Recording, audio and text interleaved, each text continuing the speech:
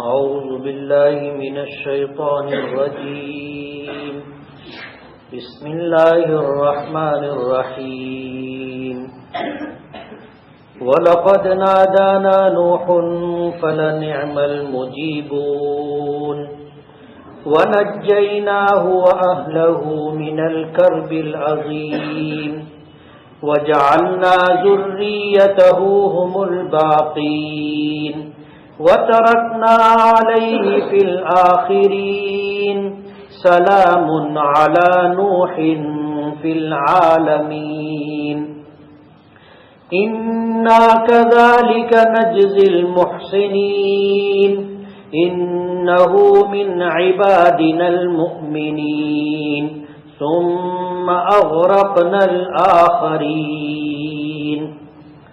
صدق الله العظيم سبحانك لا علم لنا إلا ما علمتنا إنك أنت العليم الحكيم رب اشرح لي صدري ويسر لي أمري واحلل عقدة من لساني يفقهوا قولي پناہ مانگتا ہوں میں اللہ تعالیٰ کی شیطان مردود سے. شروع کرتا ہوں میں اللہ کے نام سے جو بڑا مہربان بڑی رحمتوں والا ہے. اور البتہ تحقیق کے پکارا ہمیں نوح علیہ الصلوۃ والسلام نے، پس ہم بہترین پکار سننے والے ہیں، اور ہم نے اسے نجات دی اور اس کے گھر اور ماننے والوں کو نجات دی بڑی بے چینی اور گھبراہٹ سے، اور ہم نے اس کی اولاد ہی کو باقی رہنے والا بنایا، اور ہم نے بعد میں آنے والوں میں ان کے ذکر خیر کو باقی رکھا.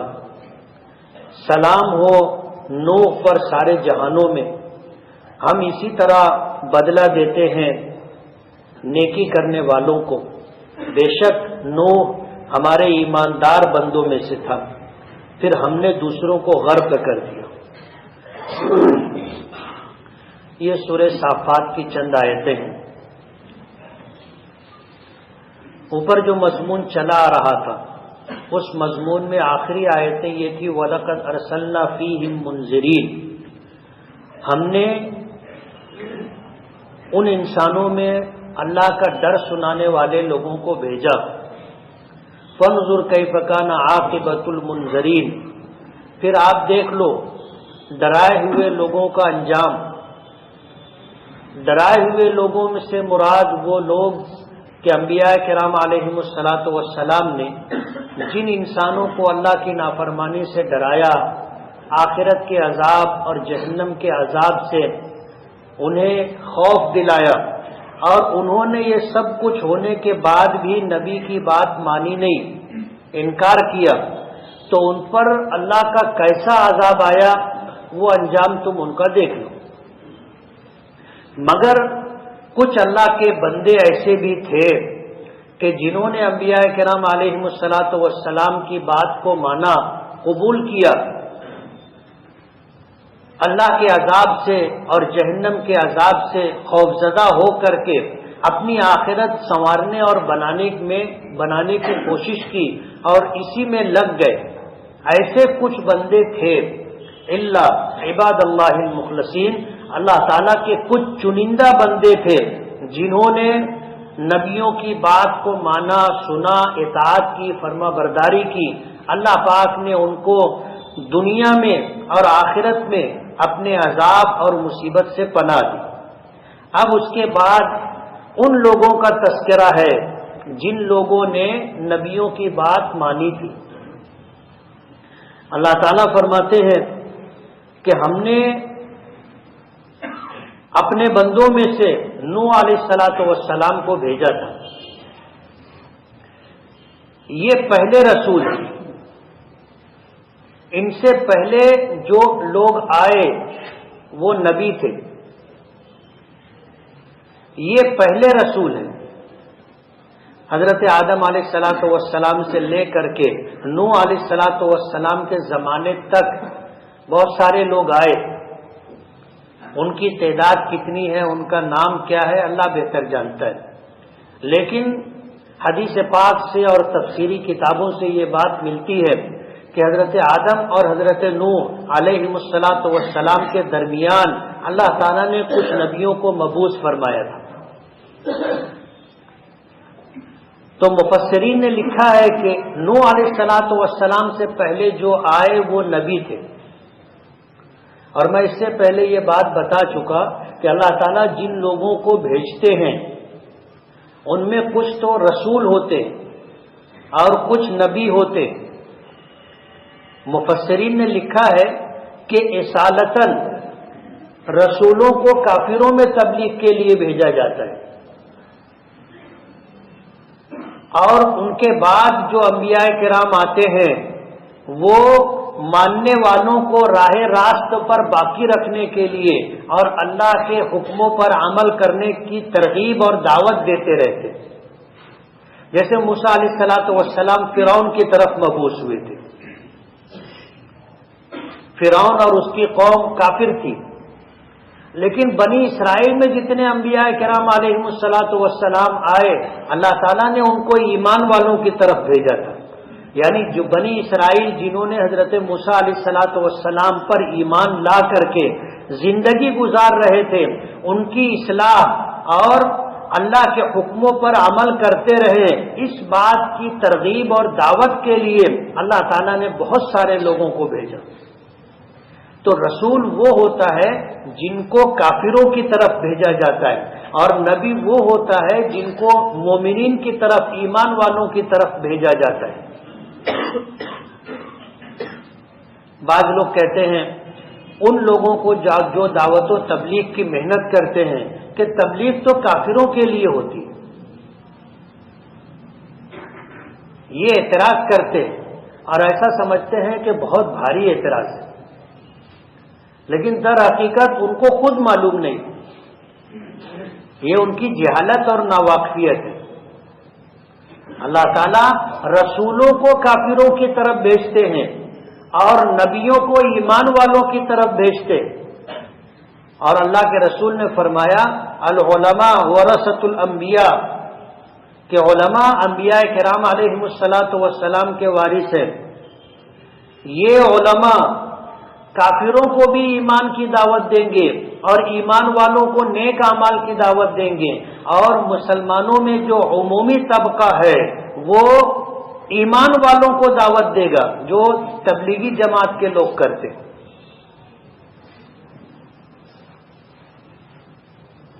اس لیے بعض لوگ اعتراض کرتے ہیں کہ دعوت و تبلیغ تو کافروں کے لیے، تم مسلمانوں کو کہاں دعوت دے رہے ہو؟ ان اللہ کے بندوں کو یہ پتہ نہیں ہے کہ رسول کافروں کی طرف مبعوث ہوتے ہیں اور انبیاء کرام علیہ السلام ایمان والوں کی طرف بھیجے جاتے۔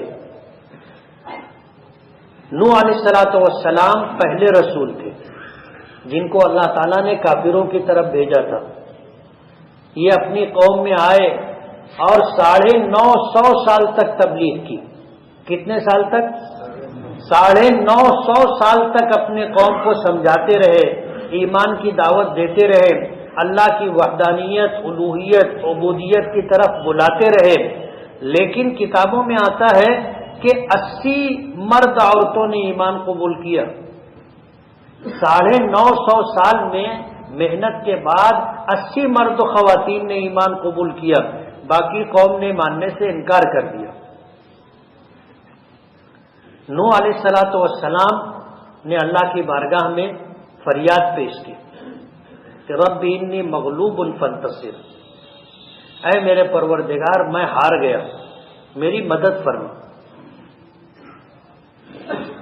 میں ہار گیا، میری مدد فرما، میں مغلوب ہو گیا، قوم مجھ پر غالب آ گئی، 950 سال سے میں ان کو سمجھا رہا ہوں، قوم ماننے کے لیے تیار نہیں ہے،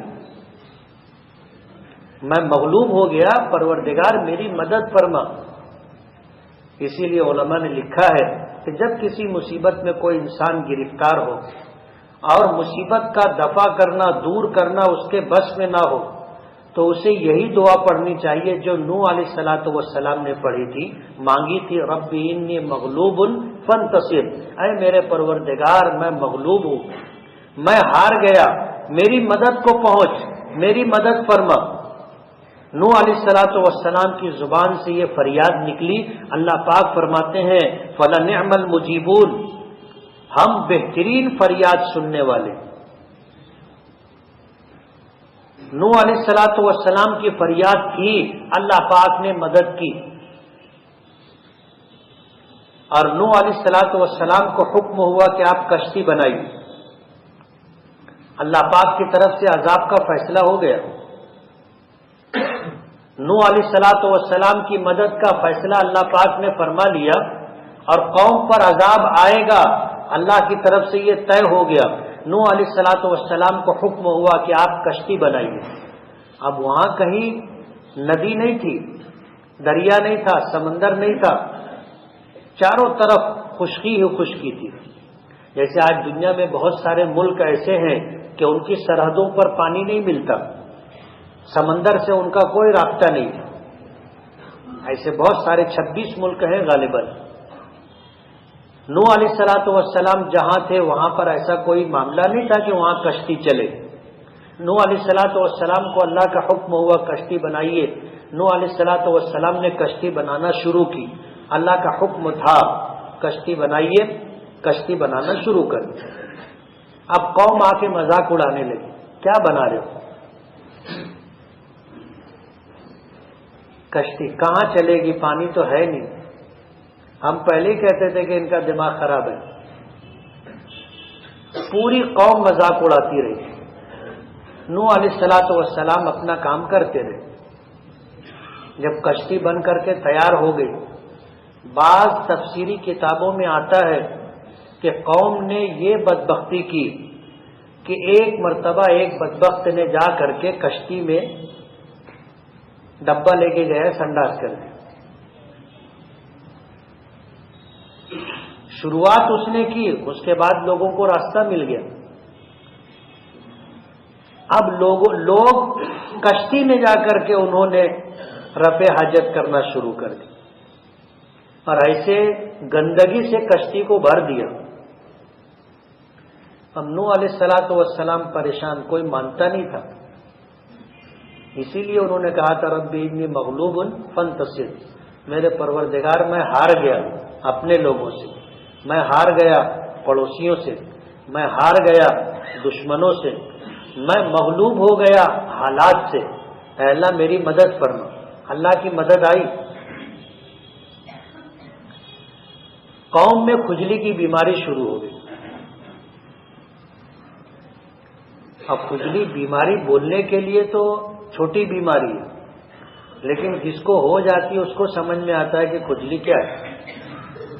اللہ نے ان پر بیماری بھیجی وبا کی شکل میں.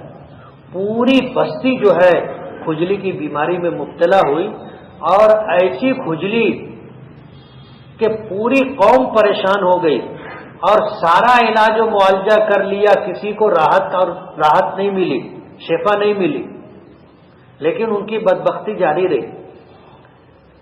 ایک نے جا کر کے کشتی کے کنارے بیٹھ کر کے قضائے حاجت کرنا شروع کیا. اس کا پیر پھسلا. پیر کا پھسلنا تھا کہ وہ کشتی کے اندر گندگی میں گر گیا، اور پوری گندگی میں لت پت ہو گیا. اب جب نکلا اور گھر جا کر کے اس نے غسل کیا تو کھجلی کی بیماری ختم ہو گئی، بالکل بھلا چنگا ہو گیا. اب گھر کے لوگ پوچھنے لگے تو کیا علاج کیا؟ اب وہ کسی کو بتا نہیں رہا تھا، کسی کو بتا نہیں رہا تھا کہ کیا ہوا. لیکن ظاہر بات ہے گھر میں سب کو شفا ہو، وہ سب پریشان اور یہ اکیلا اچھا. اس کے پیچھے لگے بتا، تو اس نے گھر والوں کو بتایا کہ میں گیا تھا اور گر گیا تھا، اور اس کے بعد کھجلی ختم ہو گئی.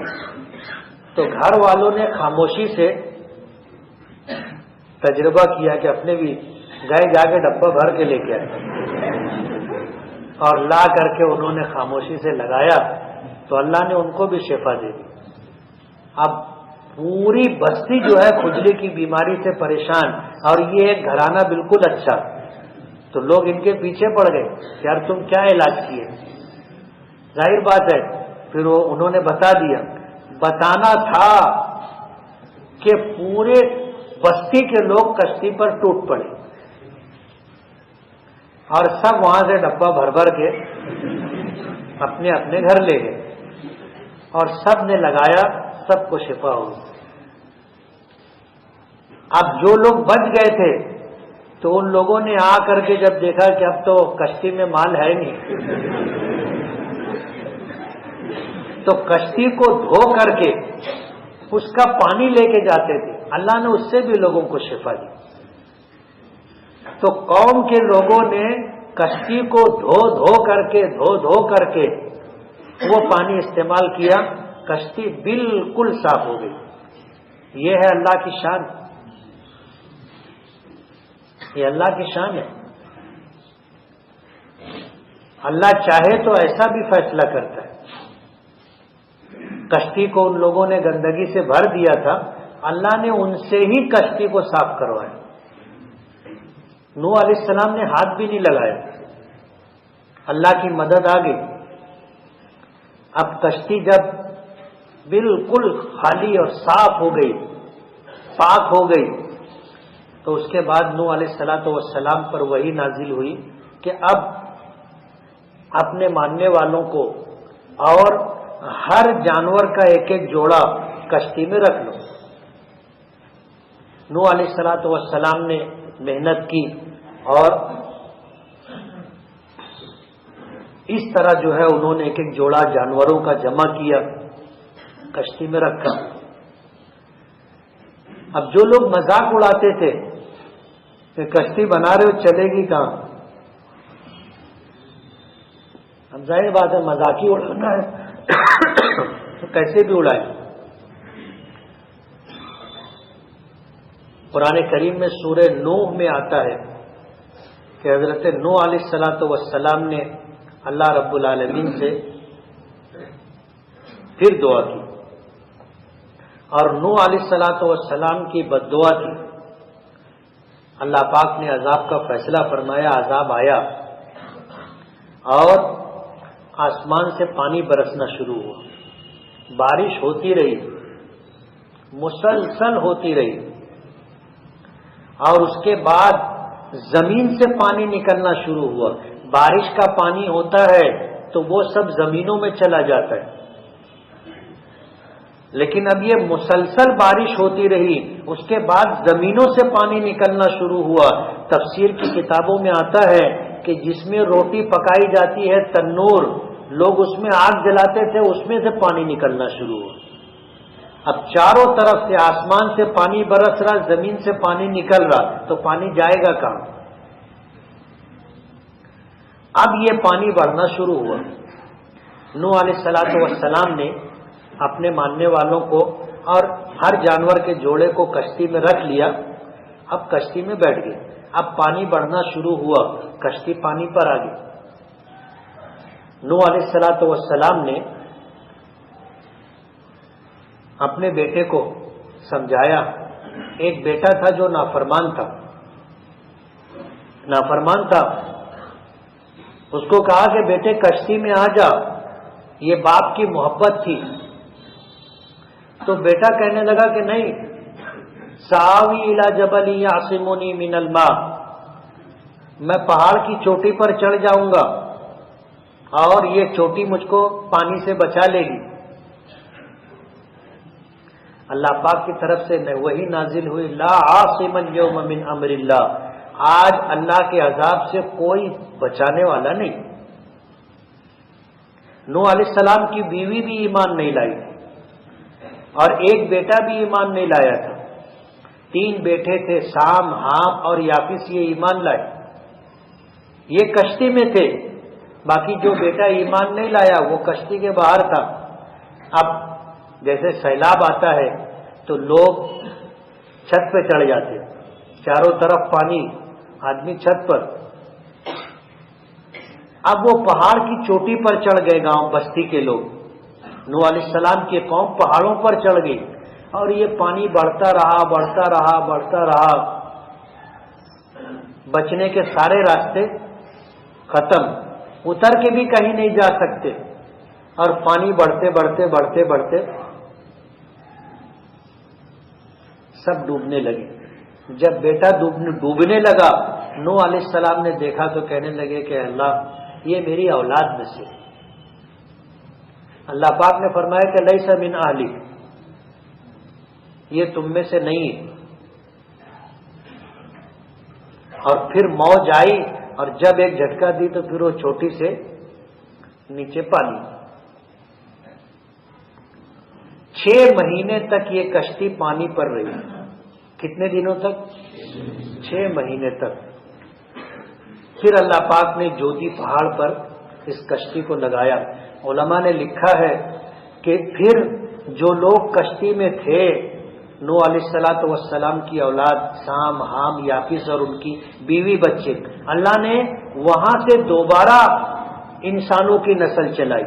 ان کے علاوہ دنیا میں جتنے انسان تھے سب ڈوب کر کے مر گئے، یہی 80 اور مرد عورت بچے تھے۔ تفسیر میں آتا ہے کہ ابلیس بھی آ کر کشتی میں بیٹھ گیا تھا۔ نوح علیہ السلام نے اس کو کہا تو اللہ پاک کی طرف سے وحی آئی کہ اس کو رہنے دو، ہم نے اس کو لمبی زندگی دی، رہنے دو اس کو۔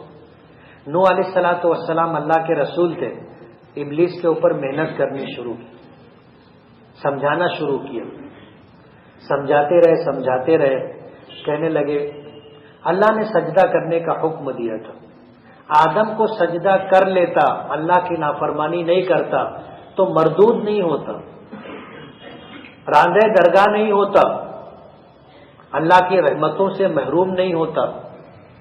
تو شیطان نے کہا کہ میں تو توبہ کرتا ہوں، اللہ میری توبہ قبول نہیں کرتا، میں روز توبہ کرتا ہوں، اللہ میری توبہ قبول نہیں کرتا۔ نوح علیہ السلام نے اللہ سے فریاد کی کہ اللہ تیرا یہ بندہ توبہ کرتا ہے، اس کی توبہ قبول کر لے۔ وہی نازل ہوئی کہ اس کی توبہ یہ ہے کہ یہ آدم کی قبر کو سجدہ کر لے۔ جنت میں آدم کو سجدہ کرنے سے انکار کیا تھا، تو اس کی توبہ یہ ہے کہ وہ آدم کی قبروں کو سجدہ کر لے۔ تو ابلیس نے کیا کہا تھا معلوم ہے؟ کہ جب آدم زندہ تھے، جنت میں تھے، اللہ کا حکم ہوا سارے فرشتوں کے ساتھ سجدہ کرنا تھا تو میں نے سجدہ نہیں کیا تھا۔ اب تو یہ مر گئے اور زمین میں دفن ہو گئے، اب کیسے سجدہ کروں گا؟ نہیں کروں گا۔ تو شیطان بھی قبروں کو سجدہ نہیں کرتا، اس نے کہا تھا تو مر گئے۔ اللہ کے نبی سے بھی بڑھ کر کے کوئی مقرب بندہ ہو سکتا ہے؟ مر جانے کے بعد جب ان کی تدفین ہو گئی تو ابلیس نے بھی کہہ دیا کہ جب زندہ تھے، جنت میں تھے اور فرشتوں کے ساتھ سجدہ کرنا تھا تو میں نے سجدہ نہیں کیا تھا، اب تو مر گئے اور اب تو قبر میں ہے، اب کیا ان کو میں سجدہ کروں؟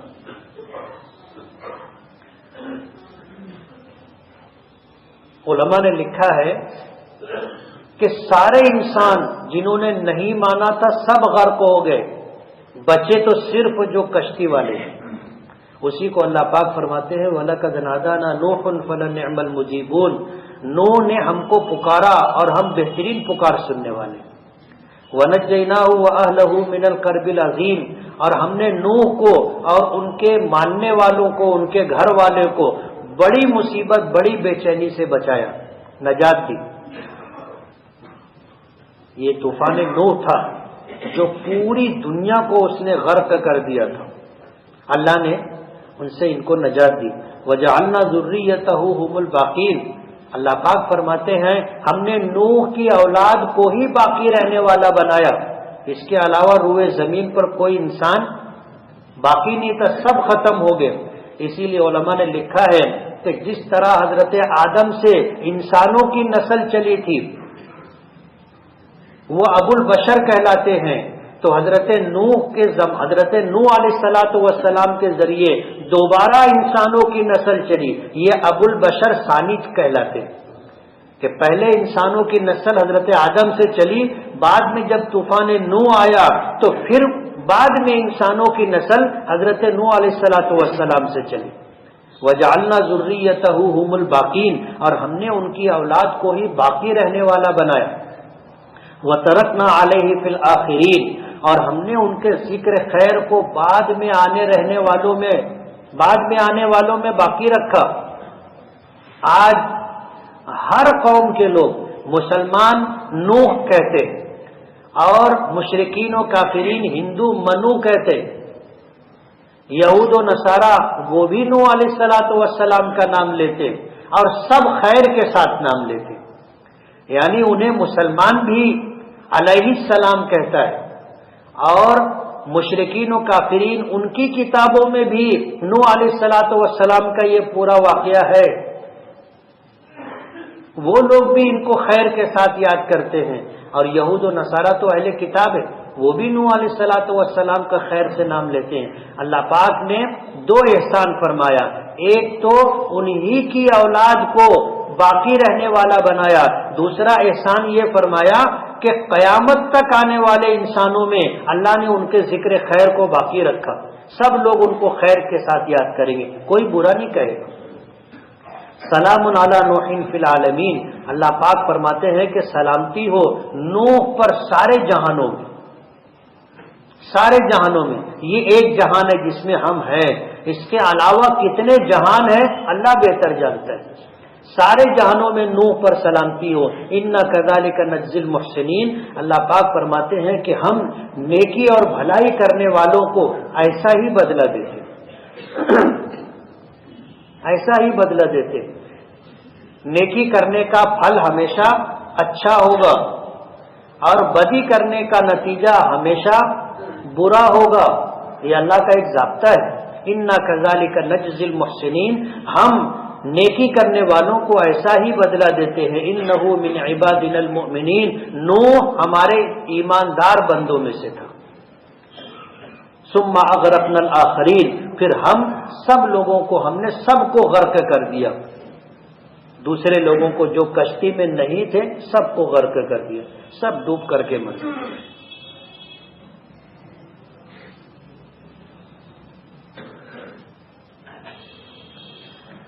روایتوں میں آیا ہے کہ درازی عمر کی بھی فضیلت ہے، بندہ جب 60 سال 70 سال 80 سال 90 سال کو پہنچتا ہے تو اللہ پاک کی طرف سے کیا کیا انعامات اور فضیلتیں ملتی ہیں بتائیں، مجھے معلوم نہیں۔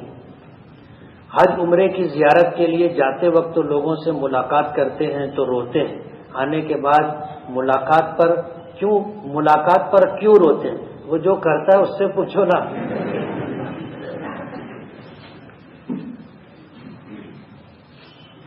ریلی انٹرپرائزر چندن پوری گیٹ یہ کاروبار کرتے ہیں زمین کا، ٹائلز کا، مکانات کا، اس گروپ میں روپیہ لگا سکتے ہیں یا نہیں؟ تفصیلات کا علم ہوگا تو جواب دیں گے، ان کا کیا طریقہ کار ہے، شریعت کے مطابق ہے، شریعت کے خلاف ہے، تحقیق کرنی پڑے گی۔ 6 پلی والی ٹوپی اور اسی طرح پگڑی پر کیا ہر کوئی نہیں پہن سکتا ہے یا صرف علماء اور مفتیان کرام کے لیے خاص ہے؟ ٹوپی کوئی بھی پہن سکتا ہے، ننگے سر نہیں رہنا چاہیے، یہ غیروں کا طریقہ ہے، سر ڈھانپ کر کے رہنا چاہیے، یہ نبی کریم صلی اللہ علیہ وسلم کی سنت ہے۔ سرکار دو عالم صلی اللہ علیہ وسلم کبھی ننگے سر نہیں رہتے، صرف جب آپ احرام میں تھے حج کی حالت میں تو آپ کا سر ننگا تھا، باقی کبھی آپ ننگے سر نہیں رہے، یہ آپ کی سنت دائمی ہے۔ عجیب بات ہے، آج ایک طبقہ ایسا ہے جو نماز میں بھی ٹوپی نہیں پہنتا اور وہ اس کی دلیل مانگتے۔ حضور کے عمل سے بھی بڑھ کر کوئی دلیل ہوگی؟ حضور کے عمل سے بھی بڑھ کر کے کوئی دلیل ہوگی؟ ان سے اگر پوچھا جائے کہ تم ایک روایت بتا دو کہ حضور نے احرام کے علاوہ ننگے سر رہے ہوں، ایسی کوئی ایک روایت بتا دو، تو یہ عجیب قوم ہے، نماز بھی ننگے سر پڑھتے ہیں۔ تو سر ہمیشہ ڈھانپ کے رکھنا چاہیے۔ نبی کریم صلی اللہ علیہ وسلم دستار، صافہ، پگڑی باندھا کرتے تھے اور اس کے نیچے ٹوپی ہوتی تھی، لیکن دستار کون باندھے گا اس سے پہلے میں بتا چکا، یہ حضور کی سنت ہے، لیکن مخصوص لوگوں کے لیے جن کو اللہ تعالیٰ نے بلند مقام دیا ہو۔ تو یہ سنت خصوصی ہے، عمومی نہیں ہے۔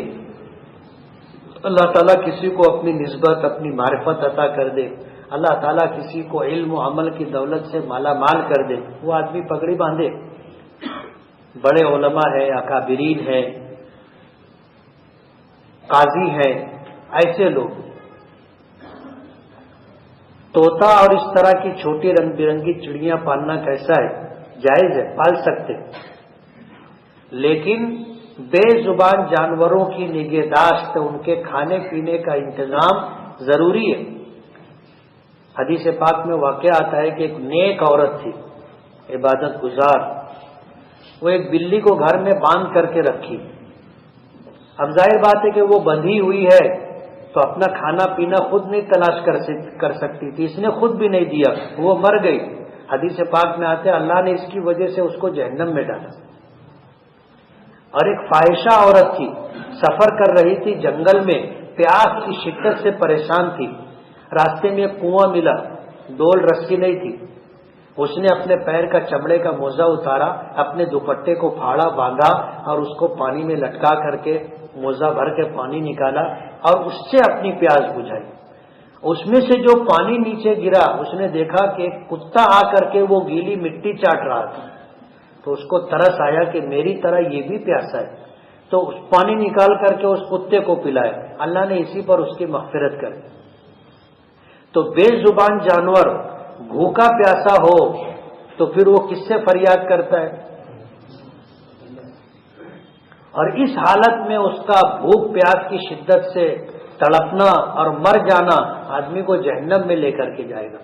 تو پال تو سکتے ہیں جانور، لیکن اگر پالا ہے تو اس کے کھانے پینے کا بھی خیال رکھنا چاہیے۔ زید نے اپنی بیوی کو 3 طلاقیں دی، اب اسے رکھنا نہیں ہے، اور ہندا کے گھر والے طلاق کو ماننے سے انکار کر رہے ہیں۔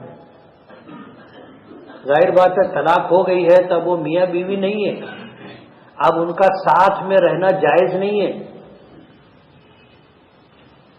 یہ گناہ کبیرہ ہے۔ اب بیوی کو اپنے ماں باپ کے گھر چلے جانا چاہیے۔ اگر بچے یا بڑے کے ہاتھ سے قرآن گر جائے تو اس بے ادبی کا کفارہ کیا ہے؟ جان بوجھ کر کے تو نہیں گرا ہے، اگر کسی نے جان بوجھ کر کے قرآن کریم کے ساتھ یہ حرکت کی تو وہ ایمان ہی ختم ہو جائے گا، اور اگر اس نے جان بوجھ کر کے نہیں کیا ہے تو پھر ظاہر بات ہے کہ اللہ کا کلام ہے، اس کی ہو گئی، انجانے میں نہ چاہتے ہوئے یہ عمل ہو گیا، تو اب اس صورت کے اندر صدقہ وغیرہ دینا چاہیے۔ ایک رکعت میں 2 سجدے ہیں، اگر 1 یا 3 سجدے ہو جائیں تو کیا نماز ہوگی؟ ایک سجدہ اگر کیا، ایک رہ گیا تو نماز نہیں ہوگی، اور اگر 3 کر لیا تو سجدہ سہو کرنے سے نماز ہو جائے گی۔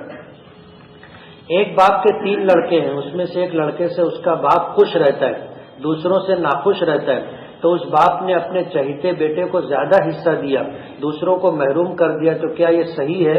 جائز نہیں ہے۔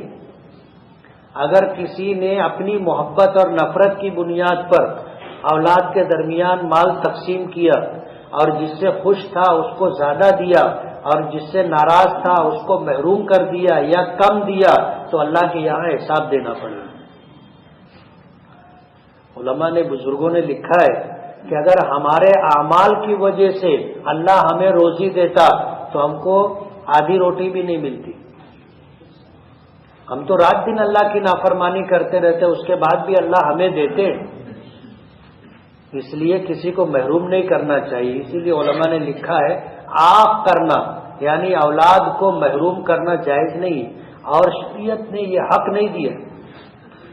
میں حفظ کر رہا ہوں، میں جب اپنا یاد کرنے بیٹھتا ہوں تو سر درد کرنے لگتا ہے، آنکھوں کے سامنے اندھیرا آ جاتا ہے، دماغ کمزور ہے، کسی حکیم سے علاج کرائیں۔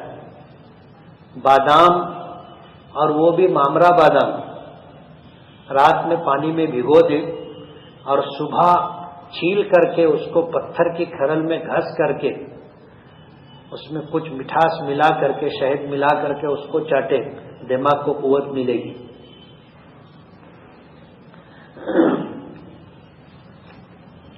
بیڑی، سگریٹ، گٹکا وغیرہ بیچنا جائز ہے یا نہیں؟ مکروہ ہے۔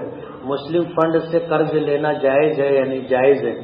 احتلام اگر ہو جائے تو غسل واجب ہوگا یا صرف ناپاک جگہ دھونے سے پاک ہو جائے گی؟ غسل واجب ہو جائے گا.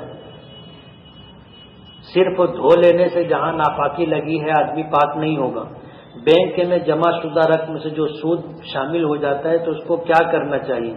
جتنا اپنے اصل پیسے پر زیادہ رقم ملی ہے وہ بلا نیت ثواب اس کی نحوست سے بچنے کے لیے کسی مستحق اور غریب کو دینا چاہیے. صدقہ نہیں، اس کی نحوست سے بچنے کے لیے. نماز میں پہلی رکعت میں سورہ فلق اور دوسری میں کافرون غلطی سے پڑھ لیں تو نماز ہو جائے گی یا دوبارہ پڑھنی پڑے گی؟ فرض نماز میں ایسا کرنا مکروہ ہے، ایسا کرنا مکروہ ہے یعنی جان بوجھ کر کے. اور اگر انجانے میں ہو گئی تو نماز، فرض نماز میں بھی اس پر کوئی گناہ نہیں، نماز ہو جائے گی، سجدہ سہو کی ضرورت نہیں ہے، دوبارہ پڑھنے کی ضرورت نہیں ہے.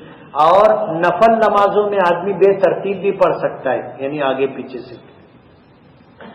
ہر نبی کے آخر میں علیہ السلام لگا ہوتا ہے لیکن حضور کے نام کے آگے صلی اللہ علیہ وسلم ہوتا ہے. یہ آپ کی خصوصیت ہے، اللہ نے آپ کو نبیوں کا سردار بنایا ہے اس وجہ سے. اور یہ ایک اصطلاحی طریقہ ہے،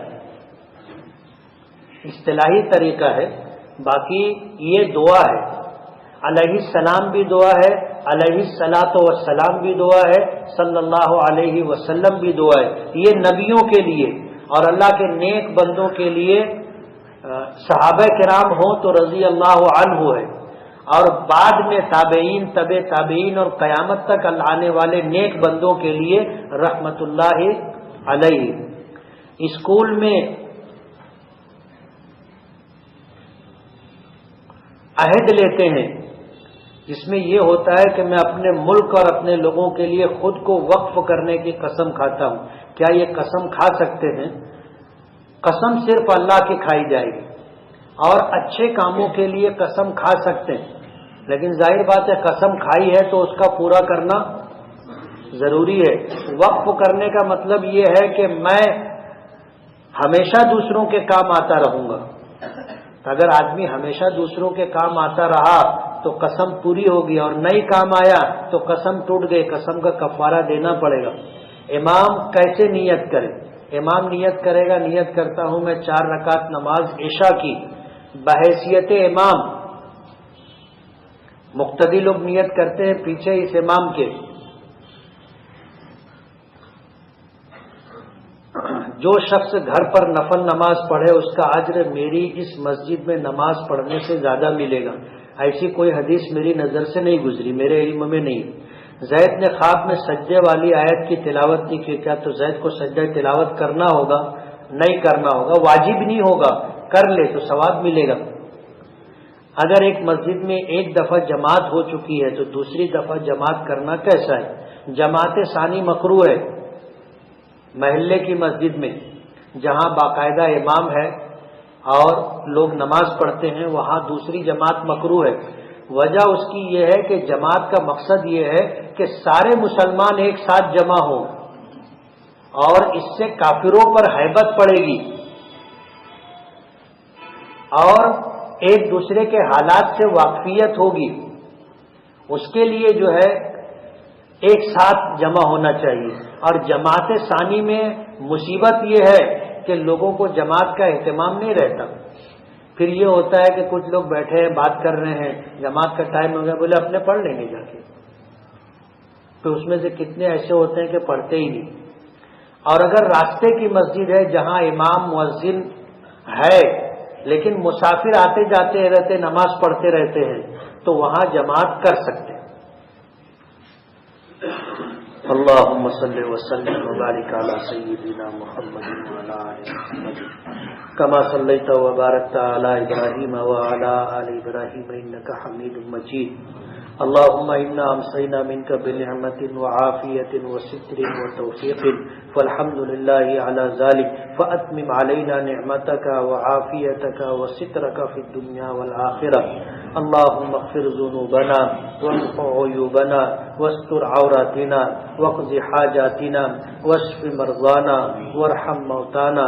جزا الله عنا محمدا صلى الله عليه وسلم ما هو أهله صلی اللہ تعالی علی خیر خلقہ محمد وآلہ واصحابہ اجمعین برحمتک یا ارحم الراحمین.